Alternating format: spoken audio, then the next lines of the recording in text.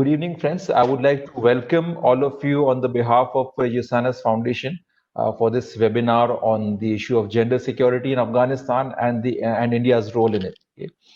Just a few, I would say, instructions before we start. No, so I would request all the participants to turn off their videos and keep themselves on muted mode because, it disturbs the internet connections. Only the live speakers will be requested to switch on their videos and keep themselves unmuted. Okay. So we'll start right now. Personally, I have worked in Jammu and Kashmir on the conflict issues, and I've realized that women and children are the worst sufferers of conflict. Okay. And generally, in all the IR discourses, or like when we are talking about geopolitical issues, most of these issues get sidelined. Mostly, we are talking about intelligence wars, militancy, radicalization. But what's happening to these areas? Like, wow, how the women and children are suffering in these conflict areas. They continue to avoid serious major discussions in the IR discourse or even the strategic policy discourse in my country as well as in various other international platforms also. This is what we feel. Afghanistan, as a strategic analyst, I've been studying and watching Afghanistan, and I can see the transition from 1970s when there were thriving universities and colleges and songs of Ahmad Zahir reverberated the streets of Kandahar and Kabul. And then we saw the Afghanistan of 1990s also. Then for the last 20 years, it is a conflict-ridden country and a lot has taken place. So today we are joined by an amazing panel of experts and we'll be discussing the issue of gender security in Afghanistan. And we'll also focus on what India can exactly do in the future, because India has already made huge investment in development efforts, in generating good social capital in Afghanistan. So I would like to introduce our speakers and then we'll begin with our session. So today we are joined by Dr. Bilkis Daud. Dr. Daud is a lecturer in Jindal School of International Affairs. She has authored Education for Peace, Rehabilitating Non-Violent Discourses in Afghanistan. Then we have Nandita Mishra ji. She is from the Indian Economic Services. Currently, she is serving as Economic Advisor to the Government of India. We have Rafi Sherzad.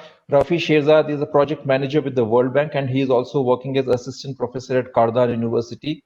And we have Dr. Manjuri Singh. She is an associate fellow with Center for Land Warfare Studies. First, I would like to invite Dr. Bilkis Daud to come and share her thoughts and opinions on the issue. Dr. Daud, over to you. Just a minute. Yes. Thank you so much for inviting me and providing me the opportunity to talk actually about this important issue. And this is taking place in a very timely manner, as gender security is one of the key topics that has been discussed on the peace negotiation. Though there is also lots of apprehension about the so-called peace. Dr. Daud, please switch on your video. I would request you to switch on your video. Yes, now it's visible. Yes. Okay. Yeah. It's on. Maybe the internet connection is a little bit. It's fine. Now it's fine. Yes. Please let me know if you can't hear me or anything. So the overall discourse about the so-called peace deal also brings lots of apprehensions, right? Especially about what can it bring for women in Afghanistan.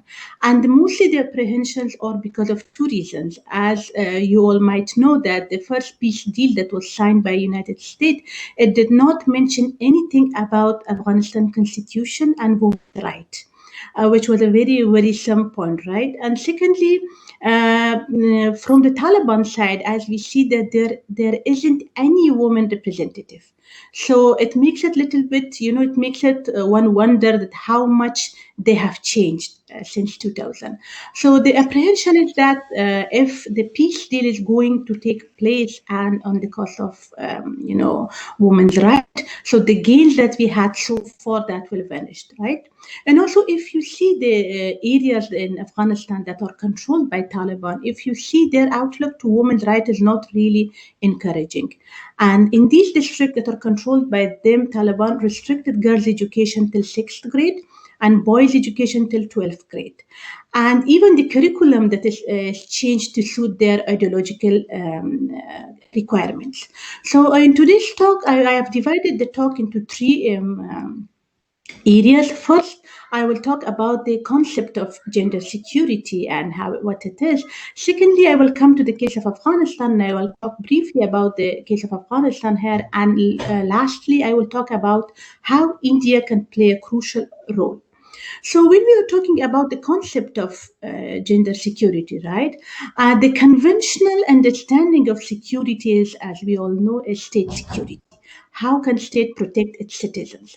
But the comprehensive understanding of security nowadays, it includes also gender security or gender inclusiveness, which also not does not only include the security that states provide for its citizens, but also stress upon reduction of all form of violence in a society, which can include domestic violence, rape, poverty, gender subordination.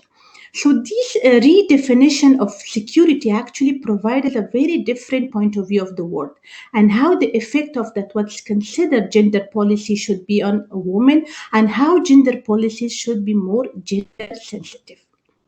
So, in today's world, usually also the narrative is that when men go to war, they fight, and the myth is that they protect the vulnerable people in society.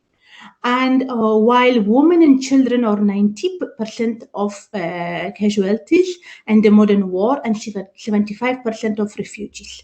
And overall, the scores that women do not contribute into the war because they don't kill, they are not soldiers, is not really is not really true because women also contribute to wars in many other ways. For example, they raise their children to participate in it. They provide support for their fathers, sons, and husband. And there are also many other ways that are not being acknowledged. So when we are talking about gender security in that sense, gender security policies should be more gender sensitive. And when we are talking about the overall gender security in a society, I think the most important issue that the policies should consider is economic security for women, because as you know that many women in many other societies, also not only India and Afghanistan but in many other society also, they are disproportionately located at the bottom of socio-economic scale, right? And usually they are paid less wages, and because the assumption is that their wage is just a supplementary wage, and also the hours work that they are doing are considered a natural job, and that makes women specifically more vulnerable, economically vulnerable. So that's why one of the important aspects that I think is very crucial is that women should be provided also economic security. And in the case of Afghanistan, as we know that since 2001's intervention, a lot have been achieved in Afghanistan. Also, we cannot deny the progress that have been made in the lives of women, and especially in the sectors that we see lots of improvement in Afghanistan is education, health, and political participation. Some of the statistics also prove that, for example, World Bank statistic mentions that maternal mortality rate in Afghanistan has decreased from 1,450 per 100 live birth in 2000 to 638 in 2017, which is a huge difference. And in education sector, UNICEF says that the number of children in school has increased from 1 million in 2001 to 8.5 million between 2002 and 2019, of which 38% are girls. So these two sectors, we see lots of improvement, and also political participation of women in Afghanistan is really increased. I think it's one of the best in the region. But despite of all these achievements, the country still face major challenges. And as we all see, sexual violence against women and girls, including abduction, rape, and trafficking, is widespread in the country. And women's human rights defenders and journalists also face lots of, fear, and they have been attacked. And these challenges are also evident by gender security indexes and the Georgetown Institute for Peace and Security indexes. These index compare Afghanistan with 9 other countries in the region, in South Asian region. And the index ranks Afghanistan 166 from 167.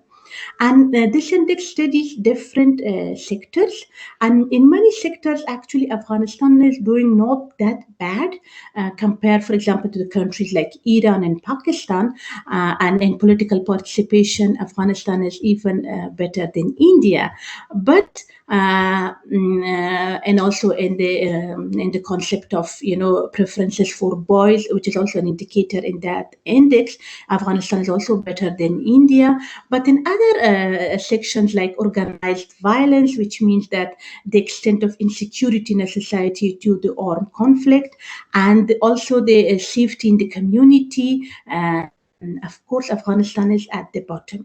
So these statistics are also very worrisome. I'm not going to talk more about the case of Afghanistan in that point of time, because we all I have already presented the statistic, and we all know that there are lots of challenges that Afghan women are facing. Now that we can. Because the key point of this webinar is also that what India can do in that sense, right? So I think India can really help Afghanistan in that issue, because as we see that at the time of international intervention, the focus of international community was on gender issue more than any other issue. While after 2 decades, there is still a long way to go. So one of the biggest criticism of this intervention are that the gender policies that have been promoted by international community in Afghanistan are usually rooted in a very Western socio-cultural framework, and not sensitive to the existing cultural norms. So that's why India position is very unique. It is positioned because India is the same in the same region, and India also has negotiated and continues to grapple with many of the challenges of gender security like Afghanistan. So it has the same context, and also India is also a very diverse country, linguistically, religiously. So I think there is much common between India and Afghanistan. So we can, Afghans can really learn from the Indian case, and we can also exchange some of the ideas in that context. And what stands out in India is the recent initiative of financial inclusion of women, which can be replicated in the case of Afghanistan. Since we all know that Afghanistan suffered from long years of war, men have been killed, and many of the households are headed by women. And women who are aiding the household, they become more vulnerable to exploitation, both sexually and financially. So that's why providing financial security for Afghanistan is very important. And in that case, we can learn from Indian example. For example, I can just give you 2 examples of how India is providing financial security for women. One of the important scheme that the Indian government came up with was the Annapurna scheme. I hope I'm pronouncing it correctly. It was a scheme that provides some loan to entrepreneur women for catering businesses. So that is a step towards gender security in India, that they want women who don't have lots of financial means to start their businesses. And also there was another scheme, Mudra scheme, in which the Indian government also provides some loan again for women entrepreneur who wanted to set up a small businesses like beauty parlor, tuition center, tailoring unit. Those loans were provided for those women to start their businesses and to be financially independent. And also in educational sector, in education sector, the MP state government provided cycles to girls to ensure that girls are completing their high education. And there were also some financial benefits that were provided for them, and midday meals for girls, so to attract their family that they should send their girls to, especially to high school. So these are some of the example of the schemes that actually should be taken in consideration in different contexts. For example, in the context of Afghanistan, if you are adapting the schemes should be match the realities on the ground, right? And also there should be proper training provided for people who are going to implement these schemes. And lastly, one of the important other step that India can help Afghans is that they both can actually undertake a research project that to see whether these schemes will work in Afghanistan or no, and how these schemes should be modified in the context of Afghanistan. So I believe that these are the best examples that we can learn from Indian case, and the overall context and the situation is also now proper for India to prove itself again as a friendly neighbor. As we all know that India and Afghanistan, they enjoyed historically a very good relationship. So I think it's best opportunity for India to help Afghanistan in gender security also. We all know that India is already helping as in many other ways, but gender security is also a very important topic. And Indian projects of gender security could be more, legitimate, because as we all know that Indians don't have soldiers in Afghanistan, right? So and also India is not it's not a neighbor that share a border with Afghanistan. So that distance also, I think, gives an India in a better position to help Afghanistan in that case also. So that's it from my side, and I will be happy to answer any question in the Q&A session. Thank you. Thank you, Dr. Daud, for this wonderful presentation and making us aware about the situation in Afghanistan. We'll come back to you with the question and answer session, but before that, I would like to invite Nandita ji for her thoughts and experiences on this issue. Over to you, Nandita ji. Thank you so much, Ushana's Foundation, for this opportunity, and Dr. Bilkis for setting the tone so well. I would like to start my deliberation first by saluting the amazing women of Afghanistan. Salam alaikum. I divide the deliberation in three parts. Firstly, I would like to speak on the general status of women in Afghanistan. Secondly, on the concept of security and how gender security concept emerged. And thirdly, how India's partnership with Afghanistan will lead to a long entrenched friendship and empower the women of Afghanistan. First, the beautiful Afghan woman is not only resilient, she is steadfast, and her forbearing nature in handling her life as well as that of others surrounding her, even in the war and strife-torn nation and society with inadequate infrastructure facilities and one of the harshest climatic conditions, commands our awe and respect. Afghanistan's population is mostly rural, which is almost 80% of the population living outside the regional land provincial centers, which adds the extra burden on the woman. Women, as elsewhere, comprise nearly one half of the Afghan population. Status of Afghan women, sadly, is not a thing that is admirable. It is in Gender Development Index, as per the year 2019, it ranks at 143 out of 162. Things are improving, but not yet at the pinnacle that we expect to see. Poverty also is very high, and Afghanistan is ranked among the bottom 20 in the Human Development Index as per UNDP 2019. As we all know, the brunt of strife, poverty, etc., always fall more severely on the woman. They suffer due to displacement. They have to look after the elderly, the children, the disabled, and I tell you, during my experience, I was posted there in two stints in 2007-8 and again in 2013. The number of disabled is so high, it is really a sad state, and the onus lies on the woman of the family, besides tending to livestock also. They have disproportionate access to aid, food, health services, jobs, land, identity papers, and even basic water access. The political sphere of Afghanistan is characterized by patronage networks which traditionally only include men leaning on each other for political and financial protection. Throughout Afghan history, there have been several attempts at increasing women's status and the role in the society.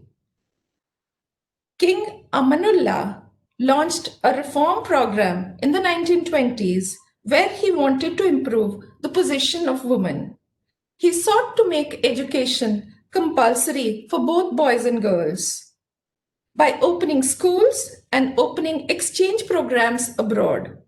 He also challenged the practice of child marriage, forced marriage, polygamy, making Afghanistan one of the most progressive countries on these issues. However, the reforms were not well received. Many saw it as a violation of traditional norms. The country, due to its varied geography and vast cultural and ethnic diversity, the Afghan population is divided into several groups. The majority are the Pashtuns, the Tajiks, Hazaras, followed by Uzbeks and Turkmen. The fact that they all reside in Afghanistan is a product of history.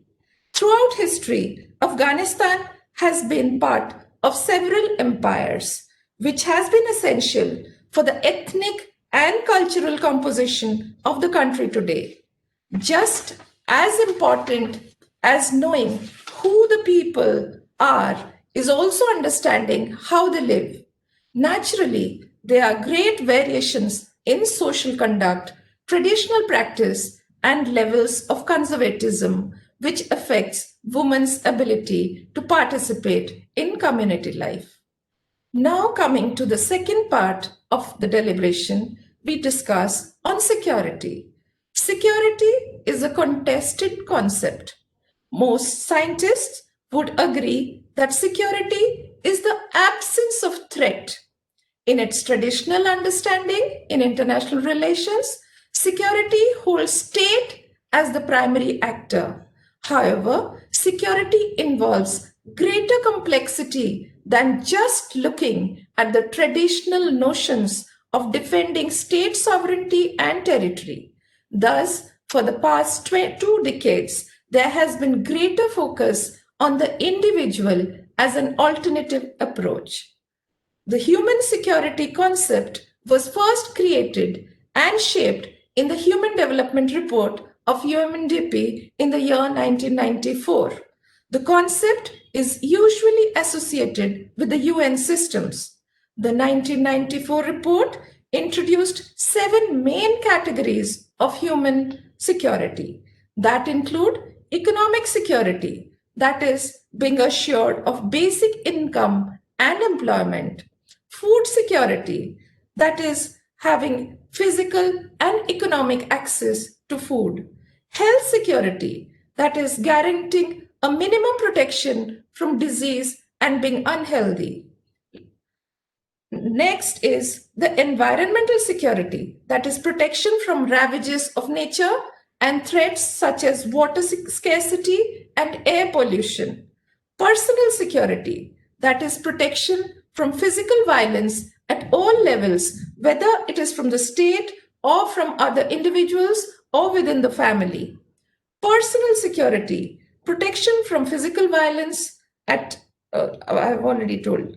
Then community security ensures protection of people from loss of traditional relationship and identities, but also from harsh traditional practices. And lastly, political security that ensures the right to live in a society that honors their basic human rights, ensures freedom of individuals and groups from government attempts to exercise control over ideas and information. As Dr. Bilkis has already told, the maternal mortality rate when coming to speak of health security has reduced from over 1,000 to around 638. It is still one of the highest in the world. And the current pandemic situation of COVID has also put pressure, and many research are not able to grasp the actual extent of the pandemic. The lack of PPE kits, lack of care facility is putting women in a much more dismal condition than she was earlier. The focus is two-pronged of security. It is not only to protect, but to empower her. Human security and gender have a very close knit relationship. The dimensions include violence against women and girls, gender inequality over resources, gender inequality in power and decision making, women human resources, women and men as actors and not mere victims. So, the concept of security is not a static concept. Human security, to be valuable, it is a dynamic concept. It keeps on changing. And as of now, we have to empower and make her the actor. Thirdly, we come to the role of India. India and Afghanistan have a very strong foundation based on historical and cultural links. Though India has not been acting directly to change the societal equations, but through tier 2 diplomacy or tier 1.5, that is using both the NGOs and government, has been trying for the overall welfare. India has played a significant role in its reconstruction and rehabilitation program post the war. India has provided US $2 billion of development assistance in 2017 prices to Afghanistan since the year 2001, supporting in accelerating women participation in the process of economic development by promoting entrepreneurship and professional excellence. We have an NGO called SEVA. It is funded by USAID and is supporting Afghan women in a big way in generating production livelihood and to help them make self-reliant. They were provided training in areas as sewing and food processing. Using the South-South cooperation, UN Women facilitated the exchange of knowledge and good practices on gender responsive budgeting. The discourses of GRB opened doors for Afghan women in the unlikely area of security also. The conversations led for the first time to the idea of building the capacity of women as entrepreneurs and workers, so that instead of outsourcing the uniforms for the Afghan security personnel, including the army, they would be made by the Afghan women themselves and purchased from Afghan women, paving the way for their economic empowerment. However, one of the main challenges of accomplishing South-South and triangular cooperation that advances gender equality is the lack of technical capacity, awareness, and institutional will. Other projects that are under development where budget is sponsored or funded by India, these include girls and women as well, not only girls and women. That is the setting up of the Afghan India Vocational Training Center at Kabul, infrastructure development for education all through the country, construction of complex of public library and center for skill development in Paktia province, training and vocational education in border areas, ICCR scholarship, where more than 1,000 students, including girls, come for higher education degrees to India every year. There is the Indira Gandhi Child Hospital. It was set up way back in the year 2004 and 5. Besides, the famous Afghan Parliament was constructed by our Central Public Works Department and was inaugurated by our Honorable Prime Minister in the year 2015. We have the Indo-Afghan Friendship Dam called the Salma Dam with its hydroelectric project helping Afghanistan in electricity. Why I'm telling you in a gender discourse? Because electricity, water, these all have a very major gender dimension. The lack of electricity leads to insecurity, leads to many other problems which a woman faces more harshly. Similarly, roads have been developed in the Jaranj, Dilaram, in the Iranian border for transportation of goods. Wastewater management facilities have been developed in the Indira Gandhi Hospital. Electric lines, electric substations have been set up. TV networks to all the 34 provinces. And here I would like to say the Bollywood and Indian TV serials are very popular among Afghan women, men. They love to see Indian serials and Indian movies. And upgrading of telephone exchanges for better integration of the country, besides many, excuse me, many other technical cooperation are already, excuse me, are already on the anvil. I'm sure the Afghan woman will come to play a more important role in decision making and making her take the real charge of their lives in the future. Good wishes to India and Afghanistan's friendship, and hats off again to the amazing women of Afghanistan, which I have seen during my posting there. Thank you so much.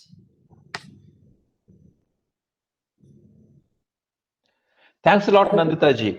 Yeah. Thank you very much for giving such a wonderful, presentation, and all the details. They're really, amazing, because we never get to know such details like what India is doing in Afghanistan. And when my friends from Afghanistan, they say that India has made huge investments in social capital development, we were like, okay, well, we never, get to know about it. We never get the details. But so this is really something from the horse's mouth, and we are glad to know about all these things.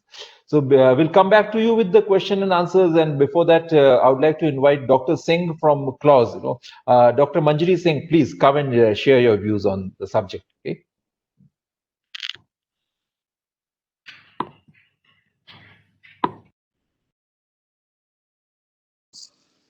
Thank you so much for. Am I audible? Yeah. Hello? Yes, you're audible. Yes. Yeah, you're perfectly Okay. audible. Yeah. Thank you so much for having me. Uh, when we talk of gender security in Afghanistan, I'm like the other speakers, the speakers before me have already, set the stage right for further discussion on the topic. When we talk of gender security in Afghanistan and India's role, uh, as like mentioned by the speakers, children and women are the most vulnerable sections of society, especially in a conflict-ridden conditions. And it is also believed, widely believed in radicalization discourse, that women uh, play a crucial role in radicalizing the youth and children also, especially the mothers, because they are the first teachers of a child. But an empowered and an informed woman can play a greater role in de-radicalization as well, and that is the aspect that we need to like understand and uh, give our attention to. Now when we talk of gender security, it is one of the main concerns of the world over, and it is one of the main like agendas of sustainable development goals. When we talk of sustainable development goals, talks about gender equality. What we have seen currently is, especially in the present context, is that there are two parallel, changes that have happened in the world over. First is that a drive to achieve sustainable development goals, and the second one is the change in the multilateral order. Multipolar world order. So when we talk of multipolar world order, India is seen as an emerging, regional and global power, and that is why its role played in its region, in the south bloc, is important. So in that context, again, when we talk of gender security, the key ingredient or the prerequisite condition for gender security is women empowerment. So how do you empower your women? uh, you provide them proper space in the following spheres. First is through economic participation and opportunity. Second is educational attainment. Third is in areas of health and survival. And fourth is in terms of political participation. Now, of all the four spheres that I have mentioned just now, it is the first three where India can play a conclusive role through South cooperation. However, as of now, India has been focusing on primarily on the first one, that is the economic participation and opportunity. Uh, for Afghanistan to bring in a gender parity, certain steps were taken post the reconstruction of the country and through the 2001 Bonn Conference, which facilitated the framing of the new constitution. These steps were taken through affirmative actions, especially in the political and uh, in certain educational fields. Uh, when it comes to political areas, women were provided 27% of the 249 seats in the House of People, or the Wallace Jagara. One-sixth of the seats in the 102-member upper house was reserved for women. Similarly, about 20% of seats in the provincial council was made reserved for women over a period of time. Now, when we talk about the launch of Afghanistan action plan and the implementation of Security Council resolution 1325 on women, peace and security, what we find is that as of now, because of these action plan, as of now 2 million girls have started attending schools, and they comprise about 35% of the K-12 student population. Some other achievements in this regard are adoption of National Plan of Advancement of Women of Afghanistan during 2008 and 2018.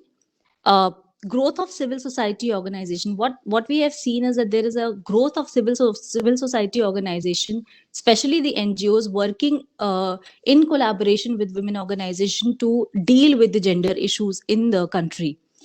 Enrollment of girls in schools as well as colleges, and last one is a role played by donor and the partner agencies. Now this is where India's role comes to the fore.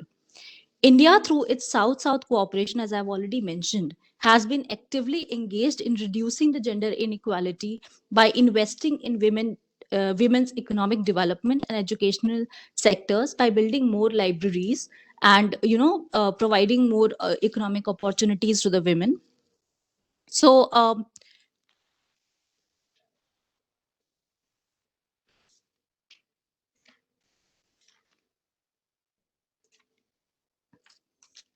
uh,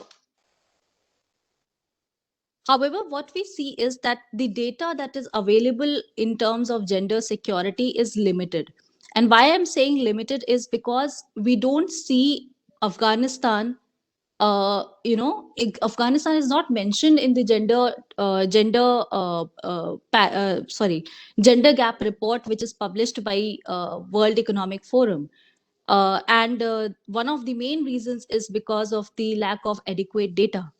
So I think India, a lot, because India has been involved in bringing in UN women also in Afghanistan. So it becomes important for India as well as Afghanistan to work together to get Afghanistan registered in the gender gap report.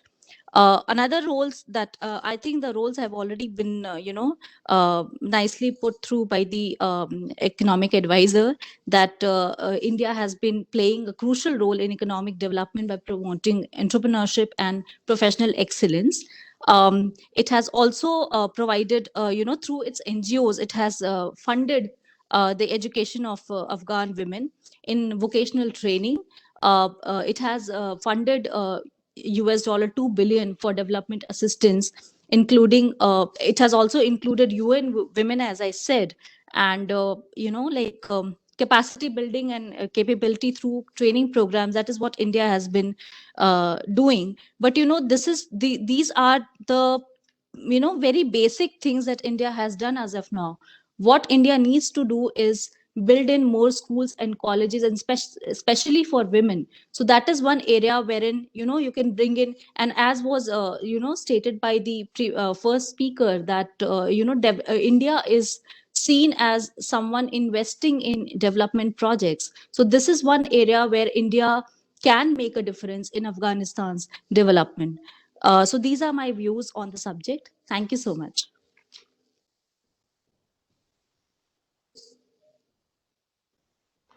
Thank you very much, Dr. Singh. Thank you so much for sharing your thoughts and views on the subject. Again, we'll come back to you with questions and answers. And now I'd like to invite Rafiullah Sherzad to come and share his thoughts. He's working on a World Bank project in Afghanistan. I'm sure definitely he has much more insights on what's happening on the ground in Afghanistan.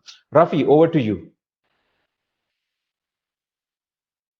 Starting from the participation topic or the heading.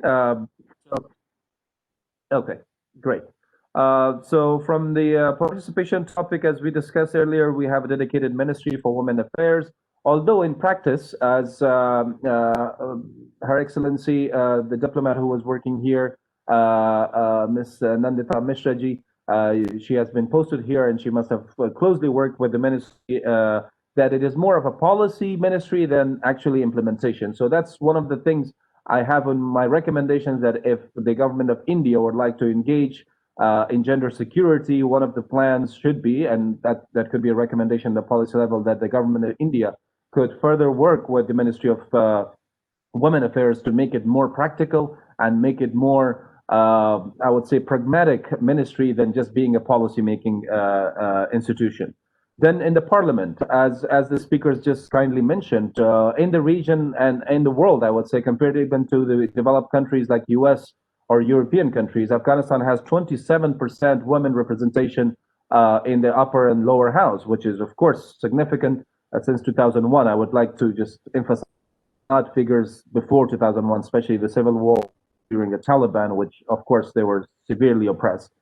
Then we have ministries that are run by women. We have Education Ministry currently. The minister was woman. We have the Ministry of Economy. We have the Ministry of Information Technology and Communication. And we have ambassadors. For instance, Ms. Roya Rahmani is our ambassador in the United States. She's a woman, a very successful one. Previously, she was our ambassador in Indonesia. And we have, for example, the UN Permanent Ambassador, Adila Raj. She is one of the successful ambassadors in the UN permanent members from Afghanistan. We have deputy governors recently, 10 we have 34 provinces, by the way, for your information. And among them, the 10 governors were instructed by the president to have female deputy governors. And all of them, or most of them, have been posted, and they do it. And we have deputy ministers and peace delegation, all those. I would like to also mention that in terms of economic empowerment, we have a dedicated Chamber of Commerce for women, which is AWCI, Afghanistan Women Chamber of Commerce and Industries. And we also have a Women Business Federation that Ms. Nandita and also I'm sure Dr. Dawood, Bilkis Dawood also knows about, which of course they need empowerment. So that's one of the other areas that if we would like to see the role of India to be more pragmatic and also to be more supportive to women, to gender security and women and children protection, I think that's one way we can engage to support those members quite efficiently.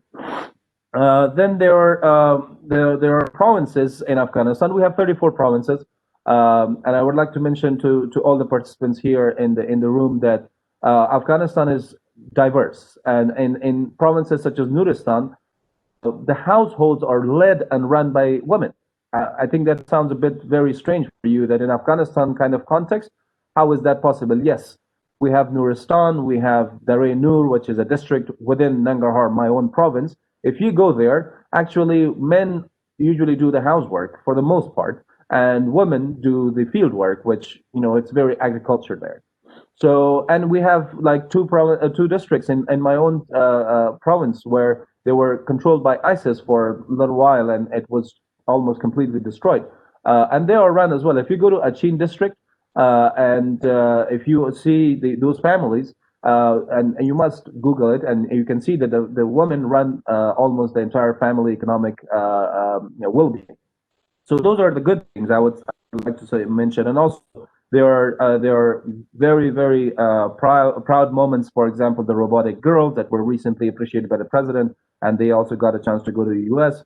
And adding the name of a mother in the Tazkira, which is our national identity card, is an optional thing, but it could be a mandatory soon that people should not try to mention their mother's name in their national identity card, which is absolutely a great achievement in my sense. And there are several NGOs that work for women in Afghanistan, which are achievements.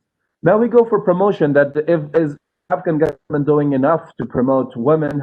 Yes, they're doing enough, but as you all know, that almost more than half of the country, as by some of the reports, is controlled by the opposition groups. Um, there isn't enough that is done for women, and as Ms. Nandita said, almost 70% to 80% of our population live in rural areas. So it's quite difficult to reach them and provide services for them. But we have a national priority program, Abhinav.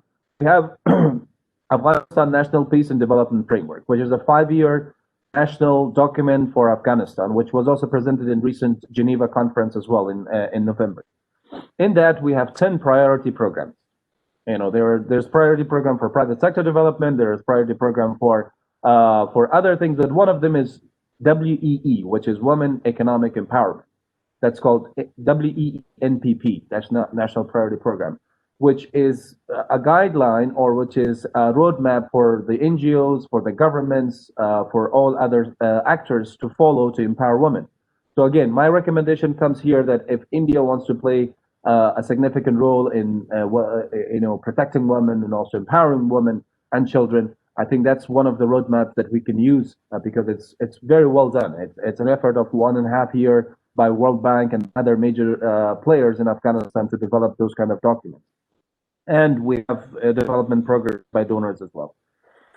Now we come to the challenges. The challenges are immense. I would say, despite all these achievements, recently, as it was mentioned by one of the speakers, the HDI, we rank one of the worst in the world when it comes to human development indicators. Afghanistan is really poor in terms of access to education, access to health, infrastructure, all you can mention. But I would say there has been some achievement, but the major challenges I could think practically is, again, if I were to write a policy brief for the senior policymakers to take some programs, to undertake some programs, one of them is sustainable and moderate level of participation is missing, and there is an extreme in these major cities and in the rural areas. Let me explain that. A sustainable and moderate level of participation, meaning that there are times where we have women symbolically represented in our delegations, in our ministries, in our work, but there are times where there are complete zero. So I would like, I think the recommendation would be if we could create a moderation in that, and then in our society, let's accept the fact that we're a male-dominant society. South Asia. Central Asia, I've traveled to so many countries here in our region. It's a male-dominant country. Now, in order to change that, we have to take some effort or undertake some effort. So the next challenge is that women are not welcomed in the communities to lead activities. It's just the nature of men. I would not say myself because I have traveled a lot, I have seen a lot, and I have agreed to the fact that yes, women can be even more powerful than men. And but in our society, that's one of the challenges. They don't agree to allow women to lead them in the community or in politics and economy. That's another challenge. Another thing is that another challenge is that they are a silent, non-participative part of the community. There are times, Abhinav, that women are treated as just, I would say, silent tools, and that really makes me even, really hurts my heart. That there are times that they're not heard. There are times that their voice is completely silenced, and they are just used as assets or as tools or commodities. So we should change that perception as a whole in the community.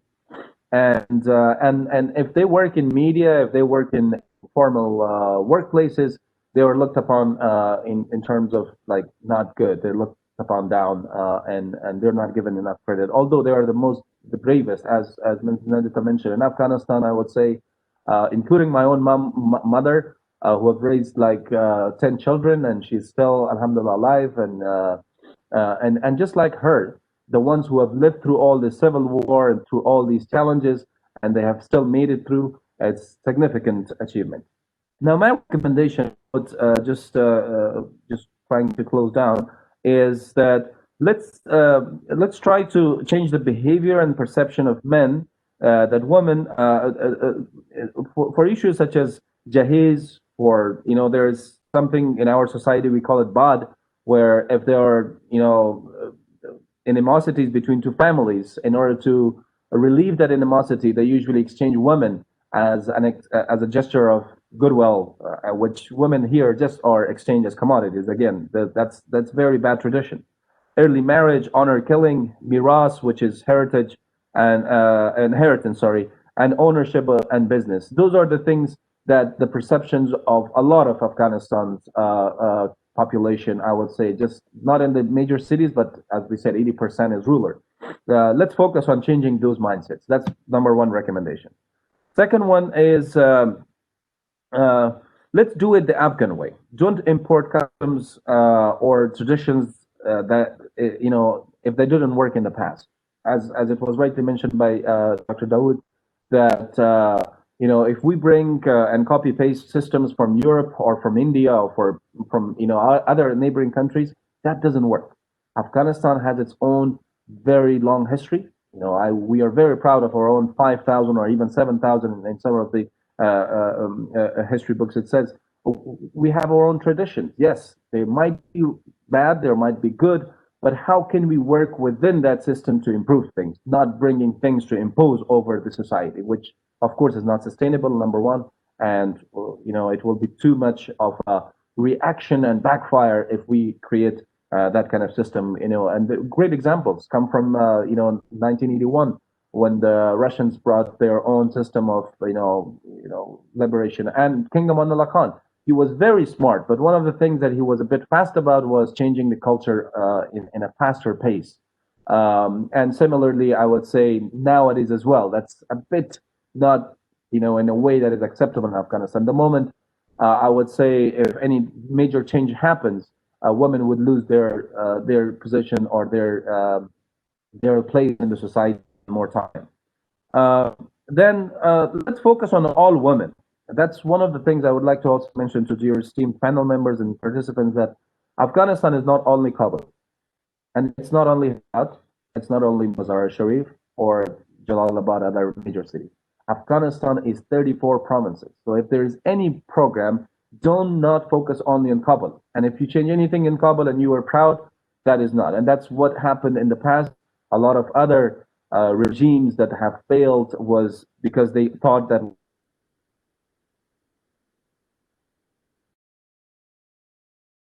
on changing or making a sustainable change in the entire country. And the next thing, as economically was mentioned, that recognizing the value of housework females do, especially in Afghanistan, and empower them, and empowering them economically, that they should, if we want to really secure a good place for women in Afghanistan,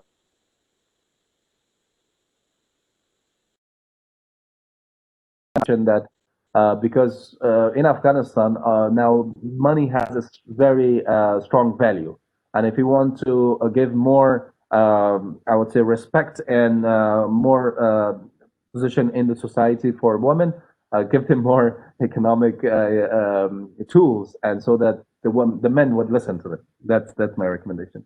Now, for India's role, I would like to conclude that we are very proud of sharing a long history with India, and would like to say that yes, let's learn from that shared history. We have a really long history with subcontinent in general,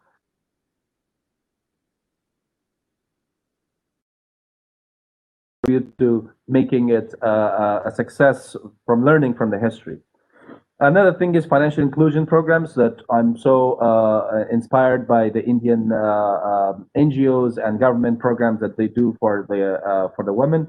I think that's one thing that India can bring in and help women in Afghanistan.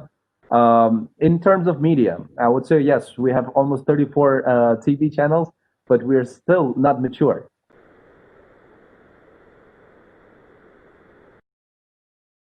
Countries in terms of media in the world, if it is Bollywood or other forms of TV shows. I think that's one area that we need, for instance, some training, capacity building, and also exchange programs. In terms of education, certainly we need help for scholarships. That's always there. I would like to personally thank the Indian government for training for bachelor's and master's program, and they come back. And I think there are schools that we have in Afghanistan that are built by French, that are built by Germans, that are in Kabul. Especially French have a lot of a chain of schools, and the Turkish as well. So India can start a chain of Indian schools. I think that's a great initiative to have some sort of an MOU with it.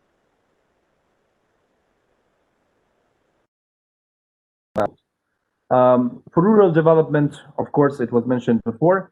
And the last thing I would like to ask is if India can provide preferential trade system for women-owned businesses and products.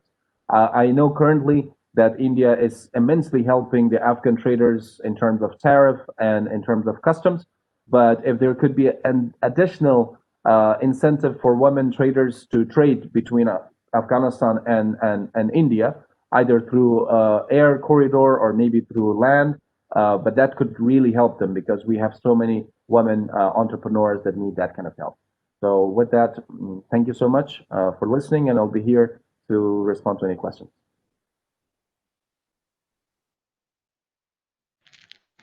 Thank you very much, Rafi, for giving all these insights and details from the ground in Afghanistan. And just one request, I think we missed out on the first 2 to 3 minutes of a presentation. If anything that you would like to repeat for the first 2 minutes of a presentation, then we can start with the question and answers.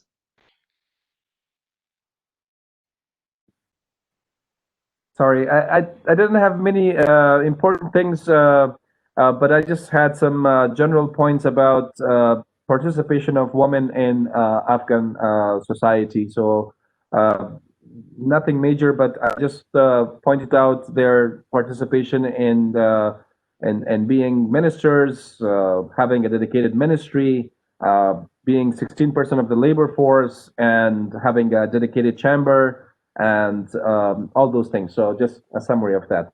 Yes, thank you. Thank you very much. So now we can start with the question and answer session. We have a question from Mr. Mrityunjay Dubey. He is asking how Afghanistan sees India as a crucial partner in raising the human resource potential of Afghanistan through India's ITEC program, focusing on gender perspective. Who would like to answer this question? Nandita ji, Manjari ji, would you like to take this question? Dr. Daud? It'll be better if the Afghan perspective is heard in this, because we would give the India perspective. I think Mr. Dubey wants to know the Afghan perspective. How are they feeling? That's what is his question. Exactly, ma'am. Okay. Yes, ma'am. I would like to have an Afghan perspective. Perfect, perfect. Okay. So, Rafi and Dr. Daud, I would request you to share your thoughts on this. Mr. Rafi, you want to go ahead? Please go ahead, Dr. Wood. I'll follow up with you. Okay. Well, as I just mentioned, thanks, Mr. Rafi, for providing a very detailed account of what the really good, achievement that we had in Afghanistan. So, as I said in my speech also that for me, of course, other speakers also, they focus more on educational aspect also, that India as a development partner should also build some schools and provide educational opportunities for girls. But me as an insider, I believe that more than building schools, for example, I think it would be better if India actually plays an important role. Again, I'm stressing on economic security of women, because in India we have very good examples of how poor women in rural area have been given kind of loan to start their own businesses. Building education sector is also very important, and of course, India can play a very important role, and already India is helping Afghanistan a lot in that case, in terms of providing scholarships for Afghans. And majority of Afghans students actually come to India for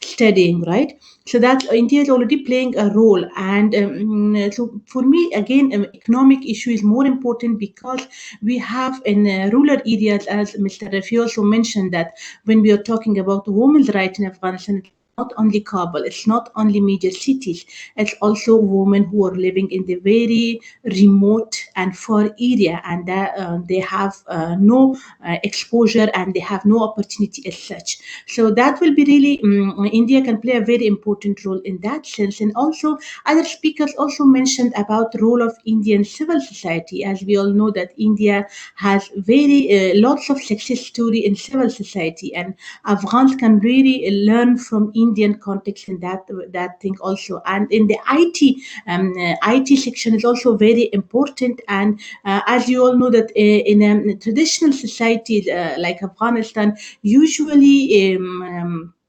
women are considered to do some of the jobs that have been doing from long time, right? So IT is one of the section that usually in traditional society, the perspective is that it's not really suitable for a woman to be, to be, for example, an IT specialist. So I think it's the time that we can also change this perspective, and we have lots of talented Afghan women, and they can also take up many other and conventional jobs. So India can play also a role in providing training for Afghan women in that case also. Rafi, would you like to share some thoughts on this? Sure. Thank you, Dr. Bilkis. I think that was a very comprehensive response, but I would like to just emphasize one more time that when it comes to IT, of course, India stands as one of the hallmarks of IT in the region, and by exporting experts to the entire world, even to the developed countries like US and Canada and Europe. So, of course, that's a very good question. And I think those are the niche that India can find where it can invest in human factor or even human resources in Afghanistan for sustainable development, because there are developments, but sometimes they are not sustainable. So in terms of IT, I suggest maybe the first step would be, of course, in Afghanistan we have this, the robotic team that was recently they even had an invention which was interesting. They created ventilators for COVID-19 patients, which is amazing. For girls age 14 to 15 or 16, they were able to create very economical or cost-effective ventilators. So those kind of initiatives should be further enriched and supported by countries that are lead in IT. And Afghanistan, I will tell you the truth that when it comes to the factors of production, land, capital, labor, and enterprise, we are really bad in labor. So we really would like to say that in Afghanistan we have a very huge telecommunication sector. We have a very huge, of course, the IT is also improving. Currently, I'm on loan from my even hometown, and I can go to the very remote area. I still can have access to data or a telephone. So I think that's very good area that there could be some plans for more exchange programs, and also it could be like some, we can create in Kabul, we can create like IT hubs where young Afghans can come together, exchange information, and then they can be connected with IT cities such as Bangalore, and they can exchange really good knowledge and expertise, and that would be one of the effective interventions. Yes, thank you. Thanks, Rafi. Nandita ji, would you like to share the Indian perspective and one related question to Dr. Singh in this regard? Since we are talking about the withdrawal of American forces, and it is highly likely that Taliban is almost going to come back to the power. How do you look at the future of India's development efforts in Afghanistan?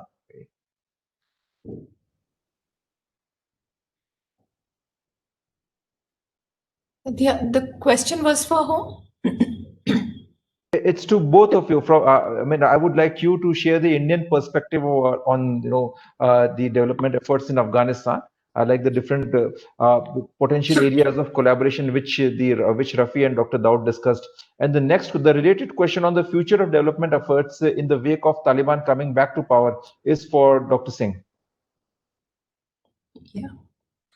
First, I would like to compliment Mr. Rafi Serzad for his very comprehensive deliberation.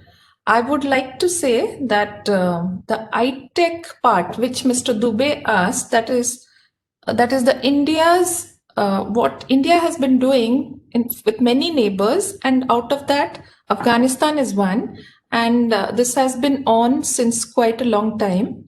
And we, as a group of 30 civil servants, were sent as part of the capacity development for Afghan public service. And Mr. Rafi, I would like to say that I was posted in Wazarate Kar Umure Ushtamoi, which is the Ministry of Labor, Social Affairs, Martyrs, and Disabled, and not with the Ministry of Wazarat Umur Janan, not with the Ministry of Women Affairs, but we had very close coordination. The 30 of us were placed in different ministries. We were to be hand-holding the Afghan public service and empower them. And with the learnings, it's a mutual two-way process. We go stay there. It's a long-term project. And then we share our how India has done. We see the social cultural milieu, the way they have said that it will not be sustainable if you take something from Europe or India and just impose it on Afghan culture. It will not be successful. But I would like to say that the Social Affairs, Martyrs and Disabled Ministry, where I was working, we had 3 ministers. And the social affairs sector, I used to deal with the kindergartens, I used to deal with the orphanages, and very good work was done. I tell you, the level and the Afghan public service was so keen to learn the Indian best practices. They were really, not only during the office hours, but later on also, they developed friendship, wanted to know more. And we developed very good orphanage systems, and all of them would agree that each ministry has a kindergartens, and that is how to empower women. Like women are in charge of the children. If they are small children, who is there to look after them once she comes to work? So this is again a gender empowerment measure, and all the ministries had this. And I would like to say that India does not believe in interfering in the cultural setup. Like we don't, we try and adopt the track 2 diplomacy. Like we just do not do anything only for women per se. Indian government has been doing developmental activities in which women also benefit. Like I told you about all infrastructure facilities, about the education facilities. It is nothing only for women. It is for both men and women also benefit. And Ministry of Women Affairs has been doing a good job, but I would still say it is only when Ministry of Finance intervenes, then only this gender responsive budgeting or anything comes to a success, only if it is backed by finance and a willpower. So all of you would agree that we need to empower more the Ministry of Finance than the Ministry of Women Affairs. Thank you. True. Yeah, thank you. You understood the point. Yes, yes. Thanks. Dr. Singh, are you Yeah. there? Yeah. With the economic advisor that like our biggest strength is that we follow the non-prescriptive and the non-interventionist policy against any country. So given that like what India is involved in Afghanistan is in development projects, in development efforts, and we don't have the boots on ground. So that is one thing that is like sort of our advantage. I mean, we have been criticized for that also, but still that it is an advantage because our approach towards Afghanistan is the country's development. So keeping that in mind, there is a discourse that like India will have to talk with Taliban, India will be talking to Taliban. So that's what India should do. I mean, whenever that happens, whenever Taliban comes to power, India should be interacting with Taliban and making its efforts known to the Talibanis that this is what we are doing for the people. So that is what my take on the issue is. Uh, but Taliban believes in an entirely different ideology. Right? Their approach towards the issues of women empowerment and various other progressive things, like it's completely at odds with what the modern civilization or democratic societies believe in. So, I mean, don't you think that it will be a reversal of whatever progress Afghanistan has made over the last 20 years? Whatever limited progress, or what India has done in the last 20 years. Then we have Pakistan exercising major influence over Taliban in Afghanistan, and Pakistan controls Taliban. It's no more a secret. Then you have ISKP, Islamic State of Khorasan province, coming up in a major way, which has an even more vicious ideology when it comes to female rights and all. So, I mean, personally, I see that the scenario is going to be very grim and, I mean, difficult for all these development and progressive efforts. So what do you feel about it? Yeah, maybe to some extent, but then agreeing with Dr. Daud that India, uh, I mean, needs to invest more in economic participation, especially in terms of MSMEs, right? So if you are generating economy for the country. So I mean, this is my personal take. So at the end of the day, like the country is, even if it is Taliban, so they will also be beneficiaries in some way or the other. I mean, I don't know. That's my take on the subject. But then, yeah, let's see what happens. Thank you. Thank you, Dr. Singh. So we have another question from Shazia Sheikh, and this is for Rafiullah Shehzad. Do you think gender security will be at stake due to the rising influence of Taliban? Again, more or less the same question, but Rafi, we would like to hear your views on the subject.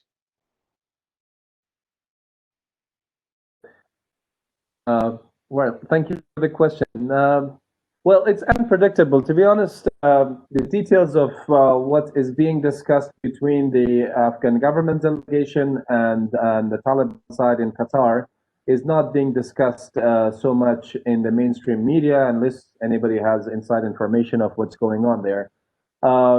There is a lot of speculations and perceptions that the Taliban of 1996 or 2001 are not the same as the Taliban that we're expecting now in 2020. So there is a lot of change in their perception and their mindset and their new way of governance, which there is a lot of hopes and expectations.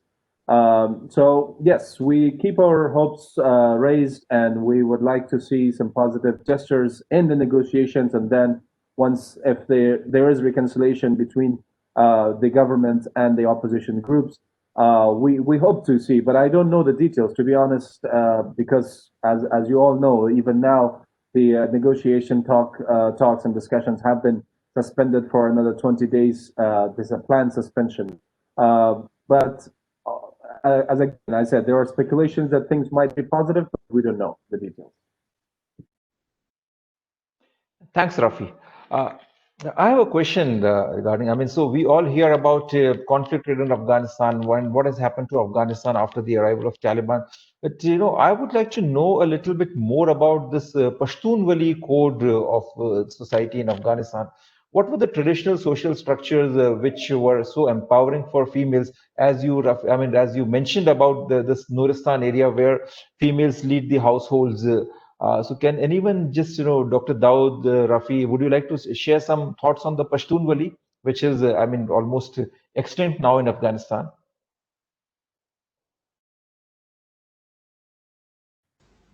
Yes. So as I would say the Afghan code, or it's for Pashtunwali in general. I would say there are movies about it, there are books about it, and there are some commandments which are respected in Afghanistan as historically principle cultures that we abide by. And for instance, one of them is if there is somebody who seek refuge in your home. Um, you actually protect the person, even if the person is your enemy. So it's one of the codes.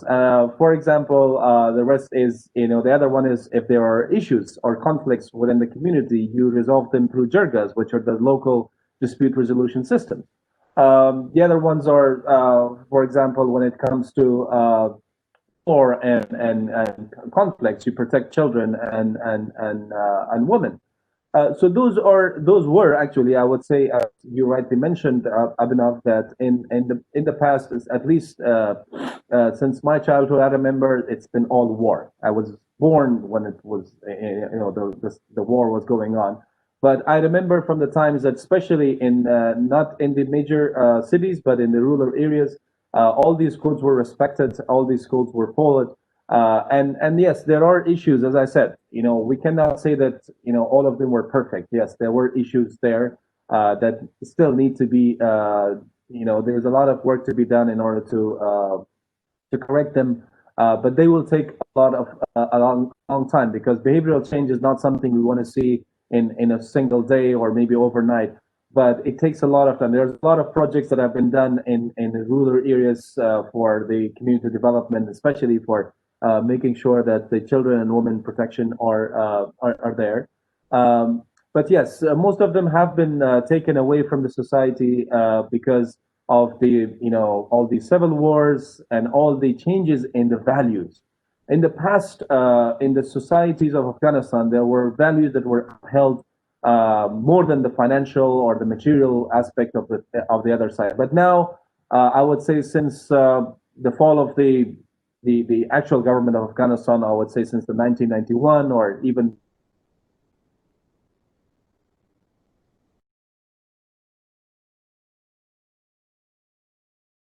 uh, that's what to make the society. And I think if you want to really collapse a government or a society, the best way is to break.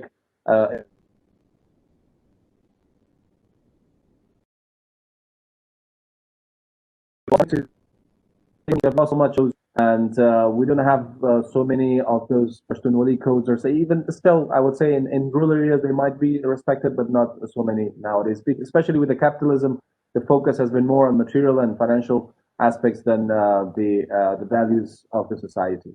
Thank you. I would also like to add something if we have time. Yeah, please. And Yeah. yes, Yeah. I think Mr. Rafiq mentioned about also there that there are also some positive aspects of Pashtunwali, and me, myself, I would like to also challenge the idea that usually the discourse is that Taliban represent traditional village values in Afghanistan. Actually, that's not true, because Taliban have never lived in an Afghan villages, and they are the product of madrasas in Pakistan, so they can never represent what the village life is in Afghanistan, because usually the narrative is that Taliban are Pashtuns and they are what they are doing is actually Pashtunwali, and that's not really true, because the kind of punishment that Taliban, for example, do for women, that would have been unimaginable if they would have practiced Pashtunwali code. And so the Taliban actually, they just represent what they imagined out the village life to be as it actually was. The village life in Afghanistan before arrival of Taliban, and I must say even before arrival of Mujahideen, it was very different. So usually the idea that Taliban are actually representing Pashtuns and representing Pashtunwali is very challenging. It's very problematic, and I would like to challenge this, because in many countries, even the expert, they don't know much about the realities in the country, and when the narratives come out from their research, is usually a very generalizing way of narratives. So Pashtunwali, the first thing when Taliban took power in Afghanistan, the first thing what they did was they actually killed the village leaders, and they replaced them with mullahs. So in villages in Afghanistan previously, if they would have practiced Pashtunwali, mullah did not have much role as the village elder or a leader. So Taliban is against Pashtunwali. They have announced in their controlled area that people should not practice Pashtunwali. They should practice pure Sharia law. So there's a so, they make it a clear divide between Sharia law and Pashtunwali. And as you see, previously, I have also never lived in the villages in Afghanistan. And because we are born in the moment we were born, the Afghanistan was in war. But my family actually tells me stories that, in the villages previously, in the code of Pashtunwali, we did not only see negative aspects, there were also some positive aspects of Pashtunwali. Of course, there are lots of still norms that are against gender values that could be modified, but the thing that Taliban actually represent Pashtunwali is not really true. Thanks, Dr. Daud. And I would just like to add something. Exactly same thing happened in Kashmir also. So previously in the villages, the institution of village headmen, I think they call it Mukaddam or something similar to that. They were very powerful and they used to play a very important role in the villages. But after the militancy came, mostly the Pakistani-sponsored terrorist organizations like Hizbul Mujahideen, Lashkar and Jaish-e-Mohammed, they brought a very extremist version of Islam, mostly practiced by Jamaat-e-Islami, a political Islamic version, and they completely ruined the institution of village headmen and replaced it with the mullahs. And now the mullahs play the most important role in the village affairs. So we can see, some kind of similarities in the patterns, especially in the conflict areas like be it Kashmir or Afghanistan, maybe something very important to study for the future researchers. So we have one last question, and after that, we'll wrap up today's session. And the last question is from Mr. Aman Pandey. What is an Afghan point of view if India sets up incubation centers at the major universities, which will act as regional centers for vocational programs? What is at stake, and what will be the popular discourse regarding this? Rafi, I think the question is for you. Sure. Okay. Well, I would like to thank and I really appreciate those even the motivations that raise those questions. I think as I mentioned earlier, education, IT, vocational training, and civil society best practices and other women empowerment programs are the best for especially when we come to today's topic, which is gender security. Now, if we talk about the business incubation, IT incubation, or any education incubation within the universities, that is absolutely an amazing initiative if it is implemented. Currently, we have so many programs by the World Bank. We have Higher Education Development Program (HEDP). We have other programs by USAID, which is for financial sustainability of the university, which is public universities. And we have other initiatives by the government itself to improve the universities as much as possible. Now, when it comes to Indian, if there is an Indian hub for exchange programs and also IT and incubation of the either IT or business or education in general, I think it will be really much welcomed by the Ministry of Higher Education and also the Association of the Private Universities of Afghanistan. Just for information, that we have around 147 private universities registered in Afghanistan and currently operating, in addition to the public universities that we have. Which is, of course, a great, immense achievement. And that means also that there is that much kind of a demand. If there are universities, there are students. And if there are students that are studying, if the quality is not that good today, it might be improved. And 38 of them operate in Kabul city alone. And in Kabul, I would say, because of being in the capital city and having access to so many, I would say, facilities, the private universities and the public universities are quite very well, I would say, equipped in terms of IT. Even now, I would say, because of COVID, our universities are shut down, but almost half of them operate with the online education system, including the one that I teach. So I think it will be very welcomed, and my suggestion would be it should be coordinated very well with the Ministry of Higher Education and with the higher education, the Association of the Private Universities, and also the development programs, because that way it will be very well planned and implemented. That's my take. Yeah.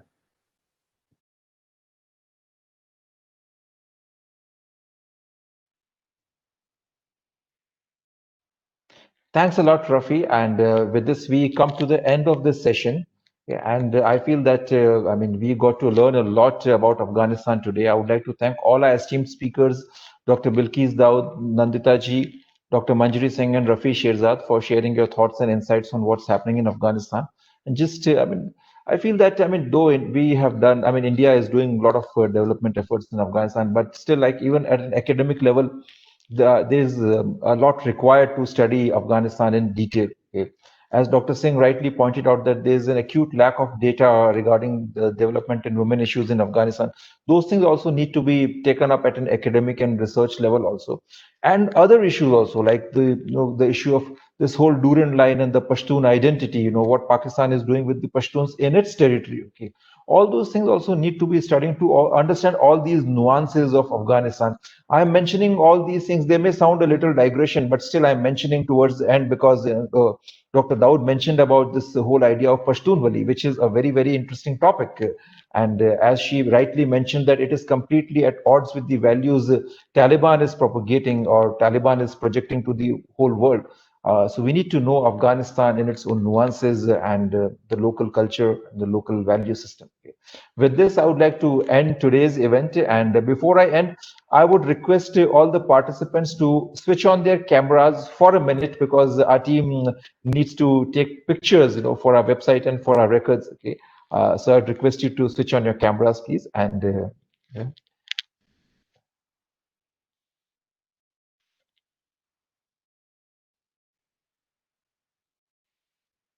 Yes, I can see all of them. Yeah.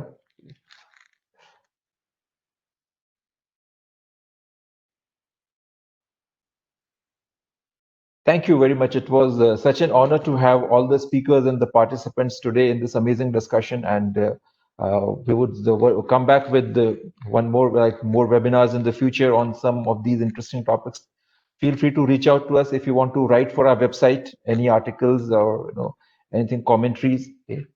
Rafi, I would encourage you to request your students at the Kardan University to write for our website.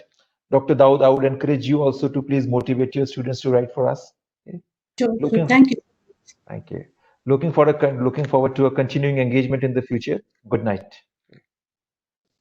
Thank you so much. Thank you.